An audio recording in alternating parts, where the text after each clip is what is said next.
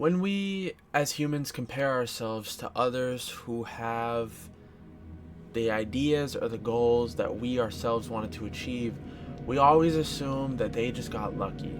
But the message of the day is that harder work beats harder goals. Now, what I mean by that is that when we perceive ourselves as lazy or unmotivated to do something, we forget about the goals that we had and all the things that we talked about. Like when you tell people, or when you fail, for example. When I was in sophomore year, so 10th grade, I tried out for the basketball team. I failed miserably, and I was in almost the last place, and I just wasn't good at basketball. But I love basketball. But I had to understand that I was better understanding basketball than playing it. So when I told people, oh, I'll be back next year, and I didn't put any of that work in the off season to get my handles up or get some shots in or get my IQ up. I never went to play any like pickup games.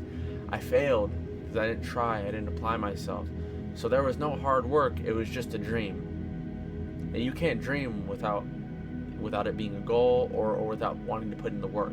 And when you don't put in the work but you tell people about it, it just becomes a dream.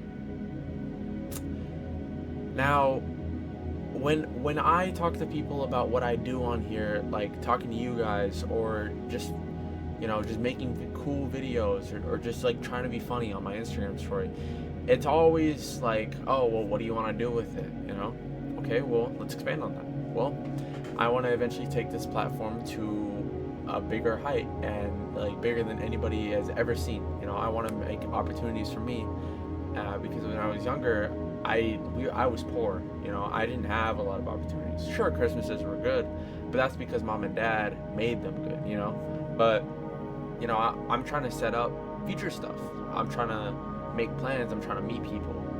I can't just make videos. I gotta make a life. So when you have goals and dreams and aspirations, you need to make sure that you're putting in that hard work. You can't just tell people about it, and not do anything about it. The second you tell people about it, you have to act on it. You have to get here. You have to do it. Otherwise, it's just a dream. You're just looking down a tunnel, and there's no light at the end of it. All you have is that train coming behind you, ready to just pummel you into the ground and turn you into paste. But you could get a ticket on that train instead. You could be the guy that goes and gets that ticket and gets on that train and rides through the tunnel into the light. Like, let's take February for example. From December to February, I had myself in a fight camp, which essentially was eating right, training good, almost every day, sometimes twice a day, relaxing when I needed to, rest and recovery was on point, diet was on point. I got super cut, super lean. I felt great, and this is the most physically fit I have ever felt in my life. And that's because I didn't just tell people about it the whole time. I was acting upon it as well. Acting upon it and telling people go hand in hand. If you just do one without the other, what's the point? And that's not to dismiss people who work in silence. For all my go-getters who are up early in the morning and don't post about it or tell anybody about it, that's fine. I'm not digging on you. You people are better than me. But I'm talking about the ones who are exceptionally lazy or exceptionally unmotivated. People who don't want to be perceived, or who want to be perceived as go-getters, but they're really just frauds. And that's the difficulty with things sometimes, is that we want to be perceived by people so hard that we're such talented people and hard workers. But you'll meet somebody who looks good, but their personality, they're just a bum. They're just lazy. They're unmotivated. And it's hard to accept that sometimes. It's hard to accept what you are. And traits aren't, not all traits are hereditary.